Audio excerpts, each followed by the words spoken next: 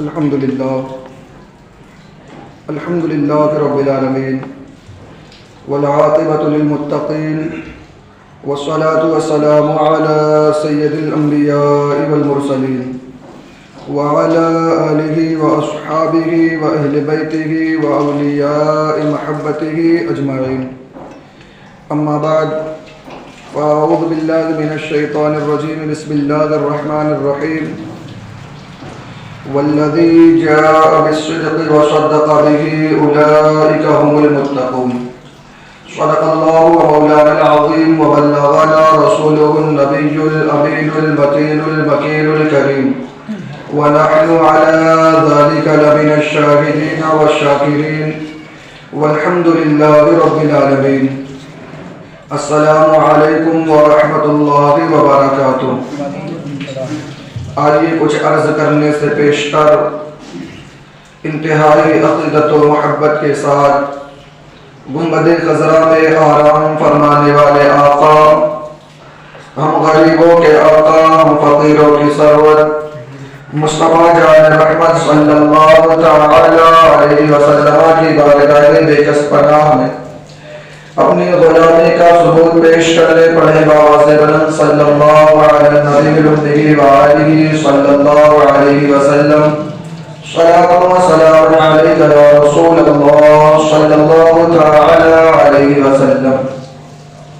ایک مرتبہ اور مچل کر درود پاک پڑھنے. اللہم صلی علی سیدنا و مولانا محمد مبارک وسلم. صلاۃ و سلام علیک یا رسول اللہ صلی اللہ تعالی علیہ وسلم. معزز سامعین کرام، اس سے پہلے ناموس رسالت کے تعلق سے گفتگو رہی. ابھی ہمارے سامنے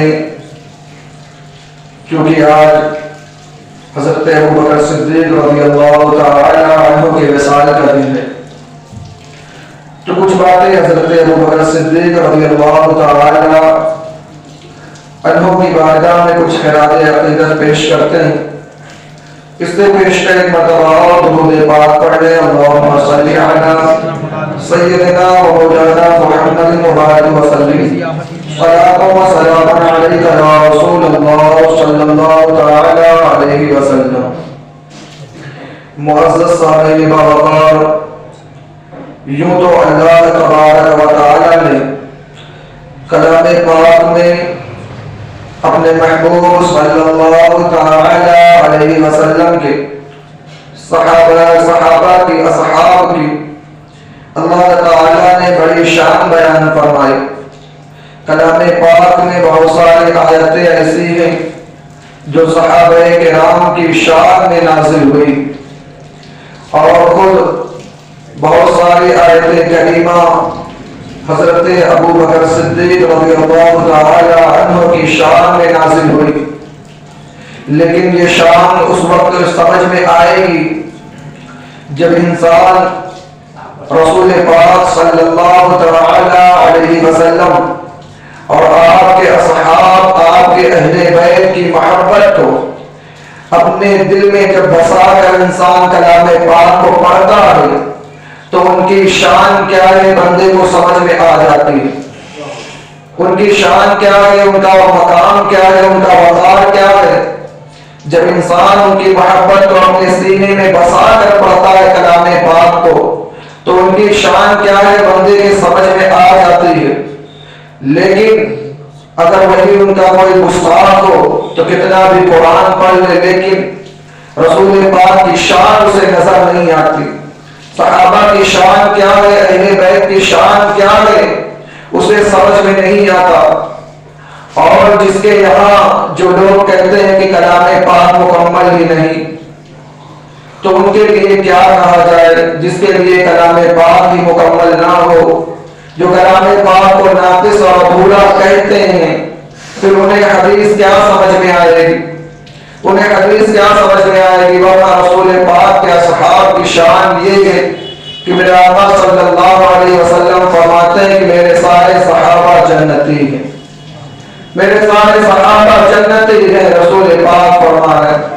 لیکن حدیثیں تب سمجھ میں آئے گی اسے سمجھ میں آتی ہے جو کلام پاک کو اللہ اور اس کے رسول کی محبت میں مچل کر پڑھتا ہے۔ بہرحال تو آج سیدنا صدیق اکبر رضی اللہ تعالی عنہ کے وصال کا دن، حضرت ابو بکر صدیق رضی اللہ تعالی عنہ آقا علیہ السلام کے حضرت ابو بکر صدیق کو اللہ تعالی نے آقا علیہ السلام کا رفیق بنایا، دوست بنایا۔ حضرت ابو بکر صدیق یادگار مصطفیٰ ہیں، اور حضرت ابو بکر صدیق رضی اللہ تعالی عنہ آقا علیہ السلام کے ایسے دیوانے کہ ہر چیز کو مصطفیٰ کے نام پر قربان کر دیا۔ حضرت ابو بکر صدیق رضی اللہ تعالی عنہ کے فضائل و مناقب احاطے تحریر سے باہر ہیں۔ اگر کوئی چاہے کہ آپ کی شان مکمل بیان کر لے تو انسان نہیں بیان کر سکتا، کیونکہ محبوب کی شان محبوب ہی جانتا ہے۔ محبوب کی شان کیا ہے، دوست کی شان کیا ہے، دوست کا وقار کیا ہے، دوست ہی جانتا ہے، دوسرا کوئی نہیں جانتا۔ اور آپ رضی اللہ تعالیٰ عنہ کی دین اسلام کے لیے جتنی خدمات ہیں ان کا عوض کیا ہے تو اس کے متعلق خود اللہ تعالیٰ بہتر جانتا ہے، کیونکہ آپ نے ہر طرح سے دین کی مدد کی۔ جس طرح سے بھی دین کو ضرورت پڑی مال کی تو آپ نے مال کو قربان کیا، جان کی ضرورت پڑی جان کو قربان کیا، اہل و عیال کو راہ خدا میں بھیجنے کا وقت آیا تو انہیں بھی بھیجا۔ آپ کی خدمات کا عوض کیا ہے تو اللہ تعالیٰ ہی بہتر جانتا ہے۔ اور میرے نبی صلی اللہ علیہ وسلم نے حضرت ابو بکر رضی اللہ تعالی عنہ کے متعلق فرمایا کہ لوگوں نے، انسانوں نے مجھ پر جو کچھ بھی احسان کیے میں نے سارے لوگوں کے احسان کا بدلہ دنیا ہی میں عطا کر دیا، لیکن ابو بکر کے احسان کا بدلہ اللہ تبارک و تعالی قیامت کے دن خود عطا فرمائے گا۔ یہ ابو بکر رضی اللہ تعالی عنہ کی شان ہے کہ مصطفیٰ فرمایا کہ ابو بکر کے احسانوں کا بدلہ اللہ تعالیٰ خود قیامت کے دن عطا فرمائے گا۔ حضرت ابو بکر صدیق رضی اللہ تعالی عنہ آپ کے دل میں رسول پاک کی ایسی محبت رہی کہ ہر طرح سے رسول پاک صلی اللہ علیہ وسلم کی بارگاہ میں حاضر ہو کر اپنی محبت، اپنا خیال پیش کرتے رہے۔ حضرت ابو بکر صدیق، حضرت ابو بکر آپ کا نام ہے، آپ کا لقب صدیق کیوں پڑا، آپ کا لقب صدیق کیوں ہوا؟ تو اس کے تعلق سے فقہائے کرام محدثین بیان فرماتے ہیں کہ آپ کا نام تو ابو بکر ہے لیکن صدیق لقب کیوں پڑا؟ تو بیان فرماتے ہیں کہ جب رسول پاک صلی اللہ تعالی علیہ وسلم معراج میں تشریف لے گئے، معراج کی رات آپ نے جب وہاں پر سارے مشاہدات کیے، سیر کی، اللہ تعالیٰ کا دیدار کیا، اللہ کا کلام سنا، سننے کے بعد جب آپ نے جنت کی، دوزخ کی اور کرسی و عرش کی سیر کی، وہاں سے جب آپ واپس آ رہے تھے رسول پاک نے جبریل علیہ السلام سے فرمایا ہے جبریل میری قوم اس سیر کے بارے میں نہیں مانے گی، معراج کی بات تو میں بیان کروں گا تو نہیں مانیں گے۔ آقا علیہ السلام حضرت جبریل نے عرض کیا ہے اللہ کے نبی صلی اللہ علیہ وسلم کوئی مانے یا نہ مانے لیکن آپ کا یا ابو بکر ضرور مانے گا۔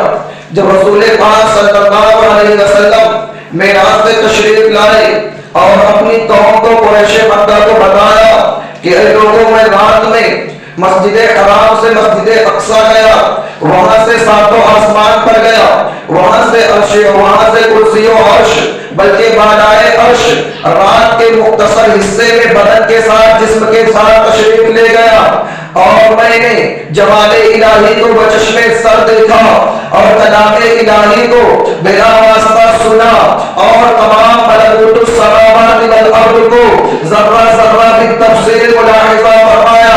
جب آپ قریش مکہ سے بیان فرما رہے تھے اس وقت ابو جہل شور مچانے لگا اور آپ کی تکذیب کرنے لگا، آپ کو جھوٹا کہنے لگا۔ ابو جہل نے آپ کو جھوٹا کہا اور شور مچا مچا کر کر کہنے لگا کہ اے گروہ کعب، اے گروہ لائی دعوت آؤ، دیکھو یہ محمد کیا کہہ رہے ہیں، کتنا بڑا جھوٹ بول رہے ہیں کہ رات کے مختصر حصے میں مسجد حرام سے مسجد اقصی گئے، وہاں سے ساتوں آسمان پر گئے، وہاں سے ساتوں آسمان پر گئے، جنت کو دیکھا، دوزخ کو دیکھا، یہ کہہ رہے ہیں۔ ابو جہل یہ کہتا ہوا منافقین کے ایک گروہ کر لے کر حضرت ابو بکر صدیق رضی اللہ تعالی عنہ کے پاس آیا، اور آنے کے بعد کہتا ہے اے ابو بکر جانتے ہو آج تمہارے دوست نے، آج تمہارے ساتھی نے تو غضب ہی کر دیا، اتنا بڑا جھوٹ بول رہے ہیں کہ رات کے مختصر حصے میں مسجد حرام سے مسجد اقصی گئے، وہ کہتے ہیں وہاں سے ساتوں آسمان پر، وہاں سے کرسی و عرش، وہاں سے رب کا دیدار کر کے واپس آئیں گے۔ اے ابو بکر یہ بتائیں کہ اگر رات کے مختصر حصے میں ایسا کرنا ممکن ہے، کیا تم اسے سچ مانتے ہو؟ تو اس وقت حضرت ابو بکر صدیق نے فرمایا تھا کہ اے لوگوں سنو، اگر وہ کہتے ہیں تو ضرور حق کہتے ہیں کہ اللہ تعالیٰ نے انہیں حق کے ساتھ سچا بنا کر پیدا فرمایا ہے۔ سوچے اس وقت تصدیق کر رہے ہیں جس وقت سارے لوگ خلاف بڑھیں گے، جس وقت سارے لوگ آپ کو جھوٹا کہہ رہے ہیں، اس وقت حضرت ابو بکر صدیق نے فرمایا کہ اگر مصطفیٰ جان رحمت ایسا فرما رہے ہیں تو ضرور یہی حق ہے، کیونکہ اللہ تعالیٰ نے آپ کو سچا نبی بنا کر پیدا فرمایا ہے۔ اور حضرت ابو بکر صدیق نے ایک بات یہ فرمائی کہ اے لوگوں، جو اللہ تبارک و تعالیٰ حضرت جبریل علیہ السلام کو ہزاروں مرتبہ انبیاء کے پاس زمین پر بھیجنے پر قادر ہے، تو وہ اپنے محبوب کو آسمان پر بلانے پر بھی قادر ہے۔ ضرور اس نے اپنے محبوب کو آسمان پر بلایا ہے اور اپنا دیدار کرایا ہے۔ جب حضرت ابو بکر صدیق نے اس بات کی تصدیق کی، اس کے بعد آقا علیہ السلام نے حضرت ابو بکر صدیق کو صدیق کا لقب عطا فرمایا ہے۔ ابو بکر کو صدیق کا لقب اس وقت ملا جب آپ نے آقا علیہ السلام کے معراج کے واقعے کی تصدیق فرمائی ہے، اس کے بعد آپ کو صدیق کا لقب ملا ہے۔ تو یہ ہے ابو بکر کی شان کہ اس وقت تصدیق فرما رہے ہیں جب سارے لوگ خلاف کھڑے ہیں، جب سارے لوگ آپ کی تکذیب کر رہے ہیں، اس وقت حضرت ابو بکر صدیق نے رسول پاک صلی اللہ علیہ وسلم کی تصدیق فرمائی ہے، معراج کے واقعے کی تصدیق فرمائی ہے، تو حضور علیہ السلام نے حضرت ابو بکر کو صدیق کا لقب عطا کیا۔ اس وقت آپ کو صدیق کا لقب ملا۔ اور مصطفیٰ جان محمد صلی اللہ علیہ وسلم جو بھی آپ فرماتے، جو کام آپ کرتے، حضرت ابو بکر صدیق رضی اللہ تعالیٰ عنہ اس کی تصدیق فرمایا کرتے تھے کہ میرے نبی کر رہے ہیں تو ضرور یہی حق ہے، اللہ نے یہی حکم فرمایا ہے تبھی رسول پاک کر رہے ہیں۔ یہ ابو بکر صدیق رضی اللہ تعالیٰ عنہ کی شان۔ اور حضرت ابو بکر صدیق رضی اللہ تعالیٰ عنہ نے جس طرح سے دین کو ضرورت پڑی اس طرح سے اپنے مال کو ہر وقت آقا علیہ السلام کی بارگاہ میں حاضر کر دیا۔ حضرت ابو بکر صدیق رضی اللہ تعالیٰ عنہ کے بارے میں میرے نبی صلی اللہ علیہ وسلم نے فرمایا اے لوگوں سنو، ابو بکر تم سے اس لیے افضل نہیں ہے، نماز اور روزے کی وجہ سے افضل نہیں ہے۔ دیکھیں آقا علیہ السلام، دیکھیں آقا علیہ السلام کیا بتا رہے ہیں، کیا فرما رہے ہیں کہ اے لوگوں سنو، ابو بکر تم میں اس لیے افضل نہیں ہے کہ وہ نماز پڑھتے ہیں، تم میں اس لیے افضل نہیں ہے کہ وہ روزہ رکھتے ہیں، ابو بکر تم میں اس لیے افضل نہیں ہے کہ وہ حج اور زکات کرتے ہیں، زکات ادا کرتے ہیں، ابو بکر تم میں اس لیے افضل نہیں ہے کہ وہ صدقات خیرات کرتے ہیں، بلکہ اس تباہی محبت کی وجہ سے تم سے افضل ہے جو ان کے دل میں میرے لیے ہے۔ تو رسول پاک یہ بتا رہے ہیں، یہ فرما رہے ہیں کہ ابو بکر کی شان اس لیے ہے کہ وہ دل سے مجھ سے محبت کرتے ہیں، ورنہ نمازوں کی وجہ سے افضل نہیں ہے، روزوں کی وجہ سے افضل نہیں ہے، بلکہ رسول پاک صلی اللہ علیہ وسلم سے سچی محبت کرنے کی وجہ سے ابو بکر صدیق رضی اللہ تعالی عنہ لوگوں میں افضل ہے۔ اور افضل ہی نہیں، اتنے افضل ہیں، اتنے افضل ہیں کہ انبیاء اور رسول کے بعد انسانوں میں سب سے افضل، صحابہ میں سب سے افضل کوئی ذات ہے تو وہ ابو بکر صدیق رضی اللہ تعالیٰ عنہ کی ذات۔ حضرت ابو بکر صدیق رضی اللہ تعالیٰ عنہ کی فضیلت، آپ کی افضلیت پر خود صحابہ کرام کا اجماع رہا ہے۔ آج لوگ کہتے ہیں کہ حضرت ابو بکر نہیں، کچھ ہے جو حضرت علی کے ایسے عاشق عشق میں تو کچھ اور ہی کر کے بہت آگے بڑھ گئے، حد سے زیادہ آگے بڑھ گئے عشق میں، اور حد سے زیادہ آگے بڑھے تو دین سے گئے ہو، کیونکہ آقا علیہ السلام نے حضرت ابوبکر صدیق کو افضل بتایا ہے، حضور علیہ السلام نے ابوبکر کا نمبر پہلا بتایا ہے۔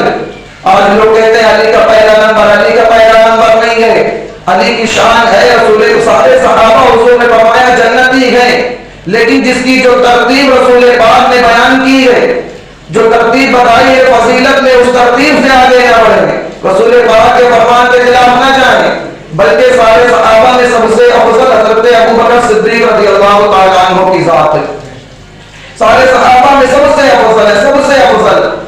اب کوئی کہے کہ حضرت علی، تو ہم کہیں گے اس کے لیے بھی بھائی دلیل چاہیے، دلیل چاہیے، کیا دلیل ہے کہ سب سے افضل حضرت علی؟ کیونکہ رسول پاک صلی اللہ علیہ وسلم نے کئی معاملات ایسے ہوئے جو یہ بتاتے ہیں کہ حضرت ابوبکر کا نمبر پہلا ہے، حضرت ابوبکر صحابہ میں سب سے افضل ہے۔ خلیفہ اول کون ہوا؟ حضرت ابوبکر صدیق رضی اللہ تعالیٰ عنہ۔ مسجد نبوی کی تعمیر جب ہو رہی تھی کس طرح ہوئی؟ اور وہ مسجد نبوی آج اگر جو لوگ حضرت ابوبکر صدیق رضی اللہ تعالیٰ عنہ کی شان پر بھوکتے ہیں، جو لوگ حضرت ابوبکر سے نفرت کرتے ہیں، جلتے ہیں، انہیں تو مسجد نبوی میں قدم بھی نہیں رکھنا چاہیے، انہیں تو مسجد نبوی میں قدم بھی نہیں رکھنا چاہیے، قدم بھی نہیں رکھنا چاہیے۔ جاتے ہیں وہاں نماز پڑھتے ہیں، وہاں اتنا ثواب، وہاں اتنا ثواب، اور حضرت ابوبکر سے بیزار ہیں، ان کی محبت سے بیزار ہیں، ان سے بغض رکھتے ہیں۔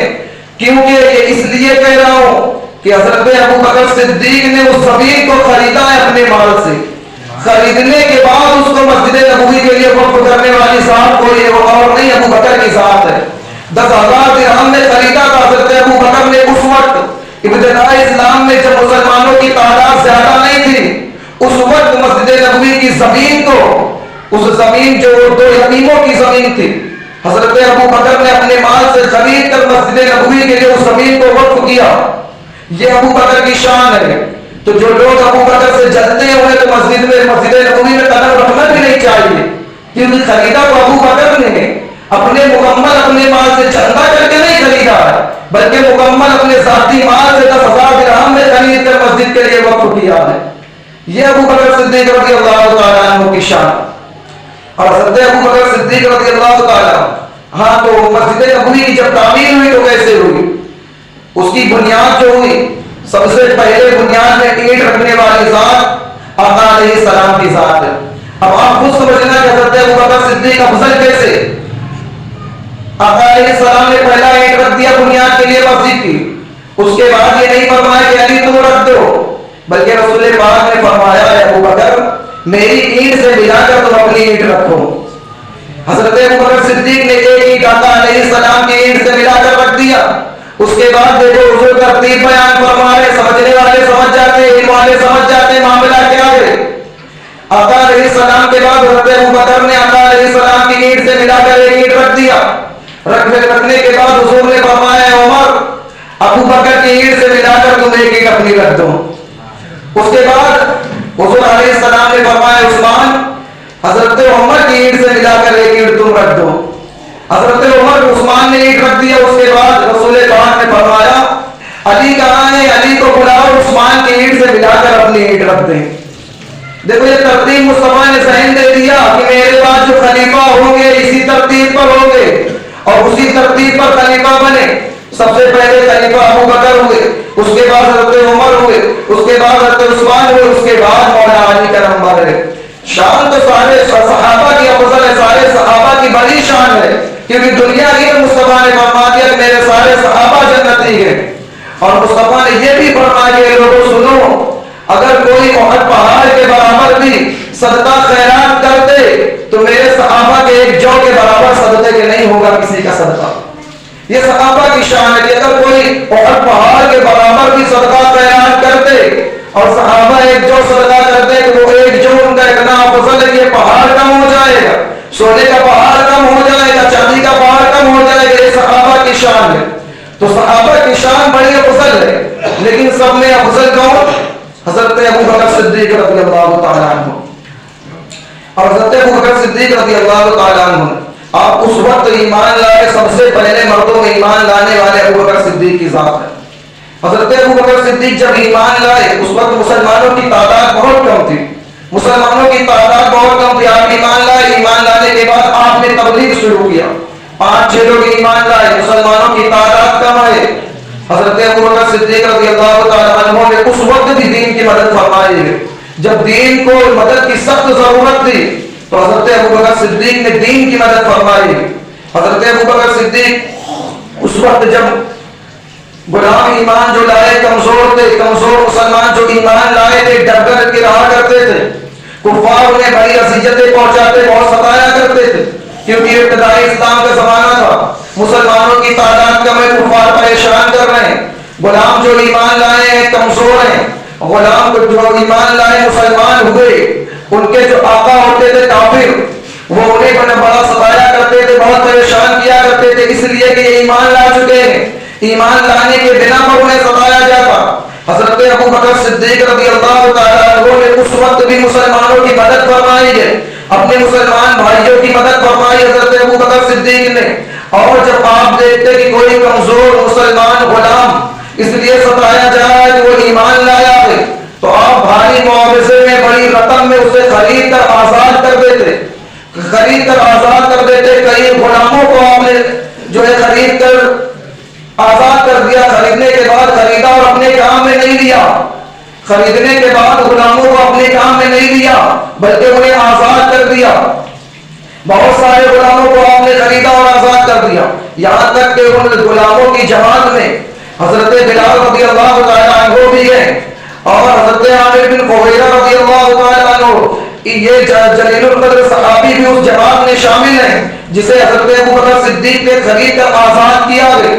آپ کے والد حضرت ابوبکر صدیق کے والد جن کا نام ابو قحافہ، ایمان لانے سے پہلے جب آپ نے دیکھا کہ ابوبکر غلاموں کو آزاد کر رہے ہیں خرید کر اپنے مال سے، اس لیے آزاد کر رہے ہیں کہ وہ مسلمان ستایا جا رہا ہے، تو آپ کے والد چونکہ ایمان نہیں لائے تھے، کہنے لگے ابوبکر اگر تم غلاموں کو آزاد کر رہے ہو تو کرو، لیکن طاقتور غلاموں کو آزاد کرو، جن کے اندر توانائی تندرستی ہے ان کو آزاد کرو، تم ایسے غلاموں کو آزاد کر دو جو کمزور ہیں، جن کے اندر طاقت نہیں، تمہاری کوئی مدد نہیں کر سکتے، ایسے غلاموں کو آزاد کرو جن کے اندر طاقت ہے، تاکہ کبھی کوئی ایسا معاملہ آئے تو وہ تمہاری مدد کر سکے۔ اس وقت حضرت ابوبکر صدیق نے فرمایا تھا کہ میں لوگوں سے مدد کا طالب نہیں ہوں، بلکہ میں اس لیے اللہ اور اس کے رسول کے لیے کر رہا ہوں، اور میں اللہ اور اس کے رسول سے مدد کا طلبگار ہوں۔ دیکھیں کتنی پیاری سوچ ہے صحابہ کی کہ حضرت ابوبکر صدیق رضی اللہ تعالیٰ عنہ اس وقت مسلمانوں کو آزاد کر رہے ہیں، اس وقت اپنی دولت دین کے لیے خرچ کر رہے ہیں جس وقت بڑی تنگی کا معاملہ تھا، مسلمان بہت کم تھے۔ اس وقت حضرت ابوبکر صدیق رضی اللہ تعالیٰ عنہ نے مسلمانوں کو خرید کر آزاد کیا جو غلام تھے، اور فرماتے ہیں کہ میں اس کا بدلہ انسانوں سے نہیں بلکہ اللہ اور اس کے رسول سے چاہتا ہوں، اللہ اور اس کے رسول سے مدد کا طلبگار ہوں، مجھے کسی غلام کی یا کسی انسان کی مدد کی ضرورت نہیں ہے۔ یہ حضرت ابوبکر صدیق رضی اللہ تعالیٰ عنہ کی شان ہے۔ اور حضرت ابوبکر صدیق رضی اللہ تعالیٰ عنہ جب آپ کا دور خلافت آیا، آپ کے دور خلافت کا ایک واقعہ بڑا پیارا ہے۔ آج تو اگر مسلمانوں کا حال اللہ اللہ ایسا ہو گیا کہ جب تک انسان غریب ہوتا ہے وہ انسان کو پہچانتا ہے، مسلمان جب تک غریب ہوتا ہے یہ مسلمانوں کی فطرت میں ہے، ہر بندہ جانتا ہے، انسان جانتا ہے۔ اپنے معاشرے کا جب آپ جائزہ لیں گے تو آپ کو خود سمجھ میں آ جائے گا، بتانے کی ضرورت نہیں ہے کہ مسلمان جب تک غریب ہوتا ہے وہ اپنے مسلمان بھائی کو پہچانتا ہے، اس کے ساتھ محبت کرتا ہے، لیکن جیسے اس کے پاس مال آ جاتا ہے، مال آ جاتا ہے، ایسا مال کی محبت میں ڈوب جاتا ہے، پھر وہ اپنے بھائی کو بھی نہیں پہچانتا، کیونکہ مال آ گیا اس کے پاس، بھائی کو نہیں پہچانتا، پھر رشتہ داریوں میں نہیں جائے گا کیونکہ بڑا آدمی بن گیا ہے، مال آ گیا ہے، رشتہ داروں کو نہیں پہچانے گا، پڑوسیوں سے نہیں بولے گا، غریبوں سے نہیں بولے گا، اس لیے نہیں بولے گا کہ وہ چھوٹے لوگ ہیں، وہ کمزور لوگ ہیں، ہم بڑے ہو گئے ہیں، ہمارے پاس مال آ گیا ہے۔ یہ مسلمانوں کی فطرت ہے، لیکن شرم آنی چاہیے ایسے مسلمانوں کو۔ اگر میں کسی غیر کافر کی تم کو مثال دوں تو یہ بہت بڑی بات ہے، کیونکہ ہمارے صحابہ کرام رسول پاک کی زندگی میں بہت سارے ایسے معاملات ہیں جن کی مثال دی جا سکتی ہے، لیکن اگر میں تم کو صرف یہ بتانے کے کے لیے کہ اپنی حقیقت کو تم بھول گئے. مسلمان اپنی حقیقت کو بھول گیا کہ تھوڑا سا مال آ جاتا ہے تو انسان کو بھول جاتا ہے, غریبوں کو بھول جاتا ہے. یہ آپ غور کر کے دیکھنا کہ اگر مال جب مل جاتا ہے انسان کو تو رشتہ داریاں بھول جاتا ہے, یہاں تک کہ باپ سے بھی جدا ہو جاتا ہے, ماں سے جدا ہو جاتا ہے. پھر ان کے پاس اسے محبت سے بات کرنے کا وقت نہیں ہوتا ہے کیونکہ امیر بن گیا ہے. اس لیے پھر اللہ اور اس کے رسول کی بارگاہ میں نہیں آئے گا کیونکہ امیر ہو گیا ہے, مال آ گیا ہے. مال آ گیا تو رب کی بارگاہ میں آنے کی ضرورت نہیں ہے, یہ سوچ لیتا ہے بندہ. پھر مسجد میں نہیں آئے گا, پھر جو ہے اسٹیج جو ہماری تقریر کی محفلیں ہوتی اس میں نہیں آئے گا, پھر دین کے لیے وہ نہیں آئے گا. پھر تو وہ غیروں کے ساتھ گھومے گا, بڑے بڑے سیٹوں کے ساتھ رہے گا, غریبوں کے ساتھ رہنا پسند نہیں کرتا. اگر میں تم کو اس پر غیروں کی مثال دوں, کافروں کی مثال دوں, ایک پنڈت جی کو آپ دیکھ لو, یوپی کی سرزمین پر جو حکومت کر رہا ہے, نیتا بن گیا, اس کے بعد بھی آج اسے اپنی خانقاہوں سے, آج اسے اپنی مندروں سے محبت ہے. اتنا بڑا آدمی ہونے کے بعد وہ اپنے دین کی بات کر رہا ہے. لیکن مسلمانوں کے پاس, آج تمہارے پاس اتنی بڑی حکومت نہیں ہے جتنی بڑی حکومت وہ چلا رہا ہے بیٹھ کر, لیکن آج اس کا معاملہ دیکھو کیسا ہے کہ وہ حکومت میں, عدالت میں جائے تو اپنے دین کی بات کرے, اپنی جگہ پر جائے تو اپنی دین کی بات کرے, اسٹیج پہ آئے تو اپنے دین کی بات کرے, لڑانے کی بات کرے. لیکن مسلمان کتنا غفلت میں پڑا ہوا ہے کہ تھوڑا سا مال آ گیا, اگر تھوڑا سا بڑھ گیا تو مسجد کو بھول جاتا ہے, مدارس کو بھول جاتا ہے, خانقاہوں کو بھول جاتا ہے. اب اسے اس کی ضرورت نہیں ہوتی ہے, اب اسے اس کی ضرورت نہیں ہے, غریبوں کے پاس بیٹھنے کا وقت نہیں ہے. صرف یہ بیان نہیں, ایک حقیقت ہے, اس کو آپ غور کر کے دیکھنا, اپنے اندر جو خامیاں اس کو دیکھنا کہ آج یہی معاملہ ہے کہ مال آنے کی وجہ سے انسان مساجد سے دور ہے, آج مال کی وجہ سے, کارخانے کی وجہ سے انسان غیروں کے ساتھ تعلق جوڑ لیتا ہے لیکن اپنے سے رشتہ کاٹ لیتا ہے. پتا ہے تمہیں رشتہ کاٹنے کے اوپر حدیث پاک میں آیا, جب انسان اپنے دوستوں سے, اپنے عزیزوں سے, رشتہ داروں سے رشتہ کاٹتا ہے تو اللہ تعالیٰ اس کی عمر کو گھٹا دیتا ہے. اگر اس کی 30 سال کی عمر ہو تو اللہ تعالیٰ اس کو 3 دن میں تبدیل فرما دیتا ہے, اس کے رزق میں برکت کم کر دیتا ہے. یہ سب بھی ذرا غور کرو, مال آنے کی وجہ سے غفلت میں نہ پڑو, یہ مال چند دن کا مال ہے. اللہ نے فرما کے بتا دیا کلام پاک میں, المال والبنون زینت الحیات الدنیا, مال اور بیٹے دنیا کی زینت ہے. جب تک آنکھ کھلی ہے, جب تک مال ہے, جب تک آنکھ کھلی ہے, انسان زندہ بیٹے کام آئیں گے. جیسے ہی آنکھ بند ہوگی, بیٹے کا رشتہ ختم, مال تمہارا دنیا میں رہ گیا. اب جو تم نے دنیا میں دیا ہے اس کی سزا تمہیں قبر میں بھگتنا ہے. وہاں پر تمہارا مال نہیں بچائے گا, وہاں پر تمہارے بیٹے نہیں آئیں گے بچانے.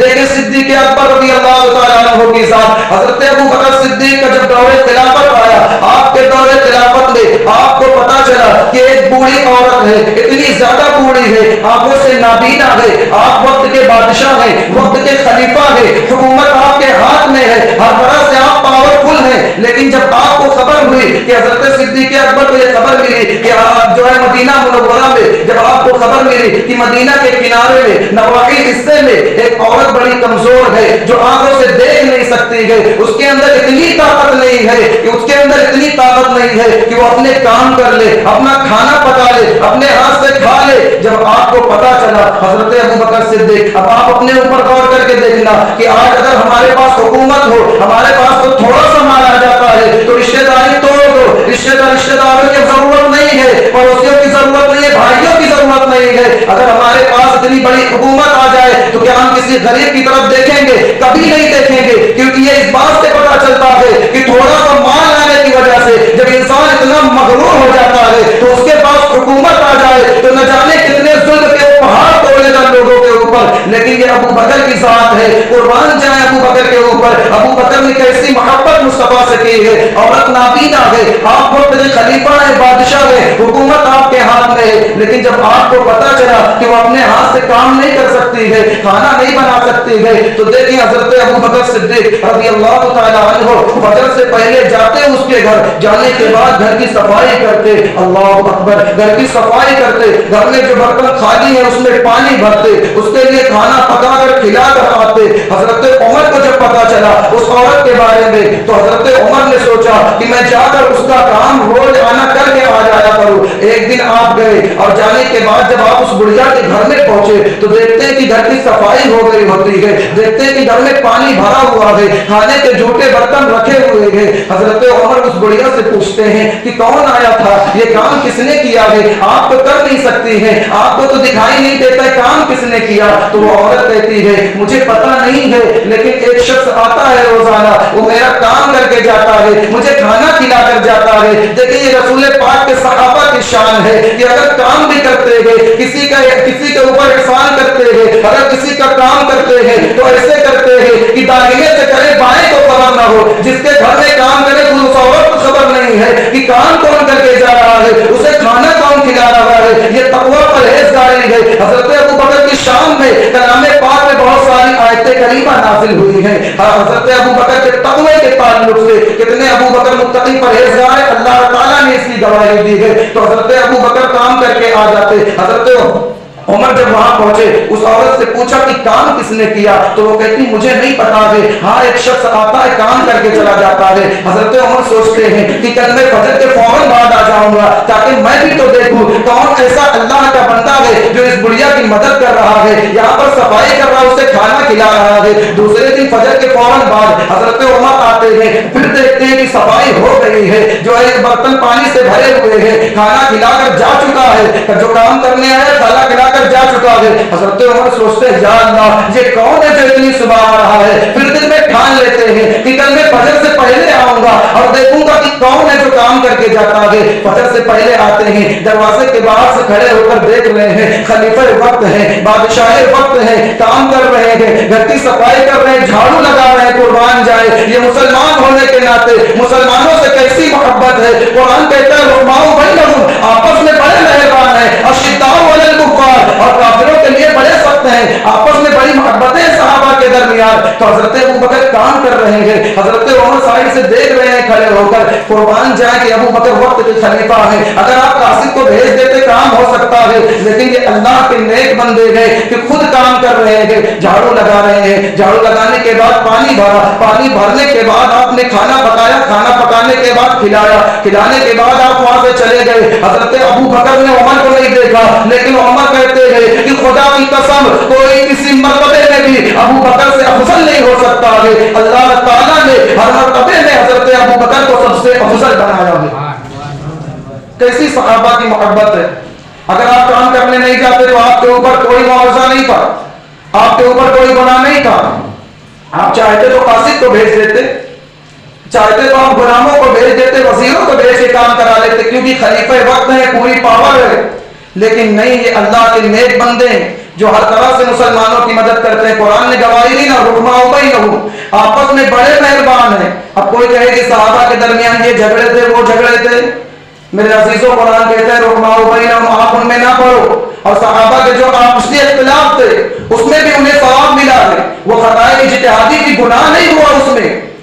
جو لوگ یہ کہتے ہیں صحابہ میں یہ جھگڑے وہ جھگڑے، ادھر دھیان نہیں دینے کا، بلکہ اللہ تعالیٰ کا فرمان سنو۔ اللہ فرماتا ہے رحماؤ بینہم، قرآن پر ایمان ہے نا سب کا، قرآن پر ایمان ہے نا، تو قرآن کہتا ہے رحماؤ بینہم، آپس میں بڑے مہربان ہیں، بڑے شیر و شکر رہتے ہیں، بڑی محبتیں ہیں آپس میں۔